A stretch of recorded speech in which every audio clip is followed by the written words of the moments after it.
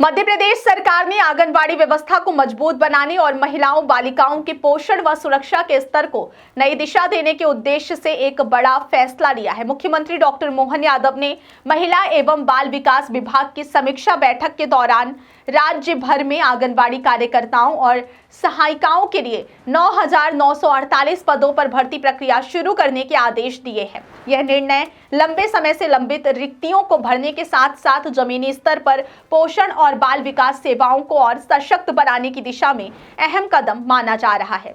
नया भर्ती तंत्र पूरी तरह ऑनलाइन होगा, जिससे मध्य प्रदेश देश का पहला राज्य बन गया है जहां आंगनबाड़ी कार्यकर्ताओं और सहायिकाओं की भर्ती 100% डिजिटल पोर्टल के माध्यम से की जाएगी। मुख्यमंत्री ने स्पष्ट किया है कि भर्ती प्रक्रिया पारदर्शी और सुगम होगी ताकि अभ्यर्थी बिना किसी मध्यस्थता, दबाव या जटिलता के ऑनलाइन आवेदन कर सकें। इस अभियान में राज्य के कुल 19,500 पदों में से 9,948 पदों पर नियुक्तियां की जाएंगी। सरकार का यह प्रयास सिर्फ पदों को भरने तक सीमित नहीं है, बल्कि मुख्यमंत्री ने कुपोषण समाप्त करने के लिए राज्य में 3 वर्ष की कार्य योजना बनाने के निर्देश भी दिए हैं। यह योजना बच्चों के पोषण स्तर में सुधार, गर्भवती और धात्री माताओं के स्वास्थ्य और आंगनबाड़ी केंद्रों पर मिलने वाली सेवाओं की गुणवत्ता को अगले स्तर तक ले जाने पर केंद्रित होगी। मुख्यमंत्री डॉक्टर मोहन यादव ने कहा है कि कुपोषण का खात्मा सरकार की प्राथमिकताओं में शामिल है और इसके लिए हर जिले में विशेष अभियान चलाए जाएंगे।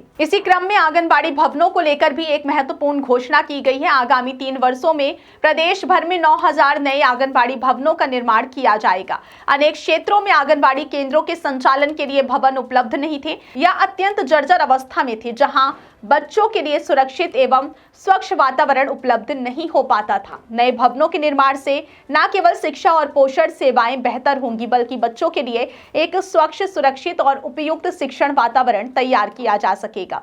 शहरी क्षेत्रों में संचालित आंगनबाड़ी केंद्रों पर विशेष ध्यान देते हुए मुख्यमंत्री ने घोषणा की है कि वर्ष 2026 से शहरी आंगनबाड़ियों में बच्चों को गर्म भोजन परोसने की योजना लागू की जाएगी। वर्तमान में कई शहरी आंगनबाड़ी केंद्रों में भोजन की गुणवत्ता और तापमान को लेकर शिकायतें सामने आती हैं, जिसके समाधान हेतु यह कदम बेहद महत्वपूर्ण माना जा रहा है।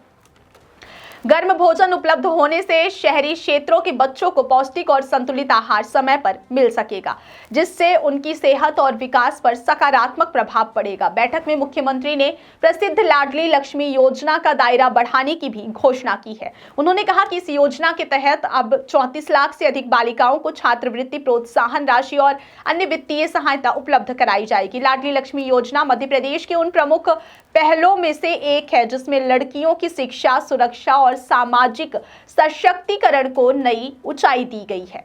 इसमें बालिकाओं को जन्म से लेकर उच्च शिक्षा तक विभिन्न चरणों में आर्थिक सहयोग प्रदान किया जाता है। योजना को विस्तारित करने से राज्य में बालिकाओं की शिक्षा दर में और वृद्धि होने की संभावना है। इसके अलावा बैठक में महिलाओं की सुरक्षा और कल्याण से जुड़े कई मुद्दों पर भी चर्चा की गई।